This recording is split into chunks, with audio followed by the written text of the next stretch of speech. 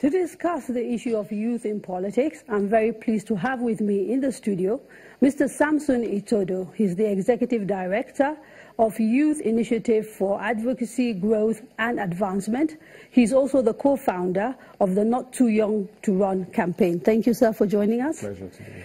I am also joined by two young politicians from the two leading political parties, the APC and the PDP. Mr. Johannes Ujola is a lawyer, but he also worked with the presidential campaign team of the APC in the 2015 elections. Sir, thank you for joining us. And to my right is also a lawyer, Mr. Anthony Ehelebo. He is a member of the Standing Committee of Finance for the PDP, I believe, yes. And you were also a member of the Constitutional Review Committee in 2014. 2016. Okay, thank you so much for joining us, gentlemen. Okay, now before we start this conversation, I'd actually like us to, if possible, agree on who a youth is in Nigeria, because often that can sort of get in the way of the conversation. So what is the age bracket? The UN talks about youth as people who are between the ages of 15 and 24. Our own youth policy talks about 18 to 35. For the purpose of this conversation, what's the consensus? What are we talking about when we say youth in politics in Nigeria? What's the age bracket? 15 to 35. 15 to 35. Is that acceptable, given that a 15-year-old cannot vote? Well, I think our national youth policy is clear. 18 to 35 is the the classification of youth within our own context. And Anthony, is that acceptable? Well, I want to differ slightly, because what is practicable. We always had this argument coming up, and we always agreed to give the Nigerian youth 5 years because of the intricate and distinguishable things that have occurred within the Nigerian youth's development. Okay, I didn't really understand that. When you say give him 5 years, what do you mean? Extend what, the 40 bracket? To 40. To 40? Yes. You want to look at the 40-year-old? Yeah. by the time the Nigerian youth comes of age, yes, and he has spent, consider the fact that he has strikes that would extend. But you realize, like this panel, yes, kind of deliberately went out to get people under 40 on the basis of what the youth policy said, right? We're still within that. Okay, all right.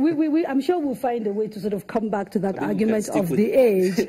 But you know, there will be a time maybe when we bring in the audience as well to have that conversation as to whether the age bracket is actually a significant factor in the sort of conversation that we're going to have. But let me first start by asking Samson, if I may, why is youth participation important? Why should we focus on the age of people who are contesting for elective offices in Nigeria?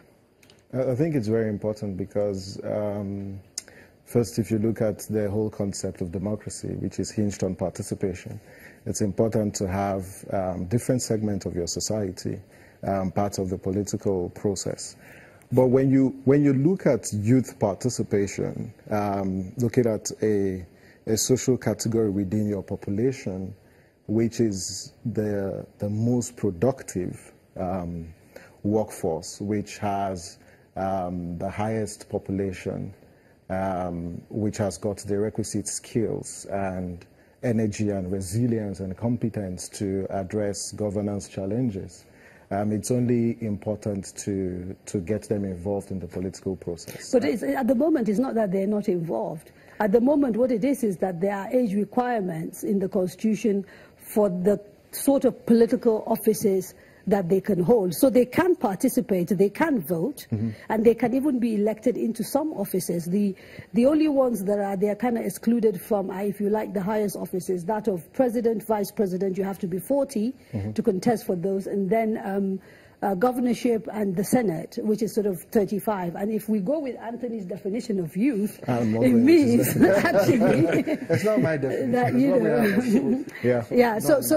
So your argument doesn't seem to be that strong in that sense. No, I think on the basis of the fact that democracy is hinged on inclusion, on just that basis, it is very important that the largest bulk of your population are involved in the process. Because what is democracy, simply put, is government of the people, by the people, and for the people. If you've got 54.5% of registered voters who are under the age of 35, then it just goes to, it's just logical to say these people have to be very much involved in the process. And when you talk about participation, whether as voters, if you look at participation, and for me, participation, it's beyond voting. It's and about this the is, I want to ability, actually bring Your Highness in here to ask, are we being a little bit short-sighted when we focus just on the sort of voting, elective positions? Absolutely. Because, you know, the whole gamut of the process itself is more than just about standing for office and getting elected. You see, political participation in itself is in degrees. When you're, for me, I would like to classify it into three.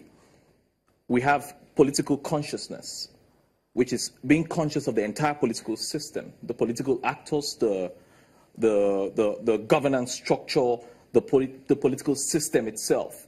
And that should start from at the point a person begins to understand wrong and right, because it's everything that affects your life and livelihood. And that is part one. The part two of it. So you're talking civic education. Civic education, indeed. Right. The part two of it, for me, is being engaged in the selection of the political actors, and also being a part of the political system. And that, for me, that's why I said 15. From 15, a young person should be able to say, this is who I want to have on the ballot system, because you've had a good political consciousness, you're well aware of your political system and what you want for governance and the ideologies and all of that. So at that stage, you're able to decide who you want on your ballot system, on your ballot papers, who you want in political offices. You're also beginning to say, I am affiliating myself with so political party based on these ideologies or based on that ideology. And then you now move to the third part, which is elective, which is a much more higher degree than the previous two. Okay, let me bring in Anthony here. If we kind of agree that there's a whole gamut of activities that are involved in being active in the political process, from sort of taking part as a maybe member of a party to running for elective office, as a member of an existing political party, for example, the PDP, I'd like to get your sense of what the participation is like for young people in politics, and what, in your view, it should be like.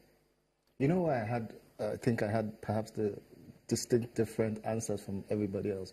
It's because of hindsight and participation in politics. I had that firebrand idea that he had to be 35, he had to be that age. But when he mentioned inclusion, you cannot peg the age right now in Nigeria. I'm not saying in the future it will happen. We will go by the youth policy of 35. But if you limit it to that age, you restrict people who come into politics at perhaps the age of 30. And you need time to integrate yourself into the system. Integrating yourself into the system also includes participating in political events. Perhaps his participation in the 2015 election bettered his engagement with the political system. At what point do you get to begin to engage the system? Okay, I'm going to have to stop you there because I have to take a quick break. When we return, we will carry on this conversation about the role and the place of youths in Nigerian politics. Don't go away.